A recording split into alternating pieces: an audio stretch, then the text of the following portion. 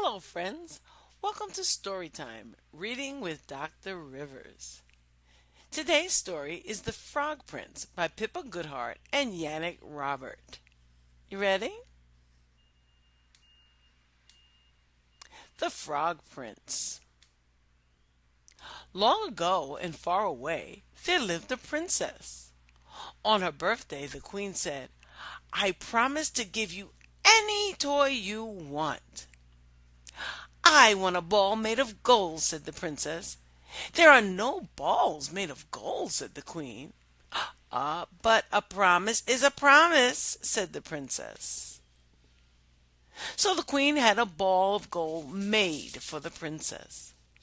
One day, the princess was playing with her ball, but the ball fell into the pond. "I have lost my ball made of gold," said the princess. She began to cry. A small frog hopped over to the princess. "I can get your ball back," the frog said. "Frogs can't talk," said the princess. "Well, I can," said Frog. "I will get your ball back," said Frog, "but only if you make me a promise." I will promise anything you like," said the princess. "You can even have my crown." "A frog has no need for a crown," said Frog. "What do you want then?" said the princess. "I want you to promise to be my friend," said Frog. "Easy," said Princess. "I will do that." So Frog jumped into the pond. He got the ball back just as he had promised. "Now we will be friends," he said. Splash! The princess grabbed the ball. She did not say thank you to Frog. "Hey!" said Frog. "What about your promise?" But the princess just ran away. Later, as the princess ate her supper, she heard a sound. Tip top. "What's that?" said the queen. "Nothing," said the princess. "Open the door," said the queen. "No, please don't," said the princess. The queen opened the door. "Oh no," said the princess. Frog came into the room. "Good evening," he said. "What do you want, Frog?" said the queen. "I want Princess to be my friend, just as she promised," said Frog. "I can't be friends with an old cold wet frog," said the princess. "A promise is a promise," said the queen. So Frog sat at the table and ate supper from a plate made of gold.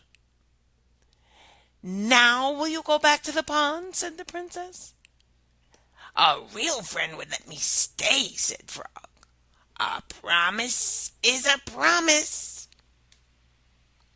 So the princess took Frog up to her bedroom. "You can sleep in this nice box," said Princess. "A real friend would let me sleep on her pillow," said Frog. So the princess put Frog on her pillow.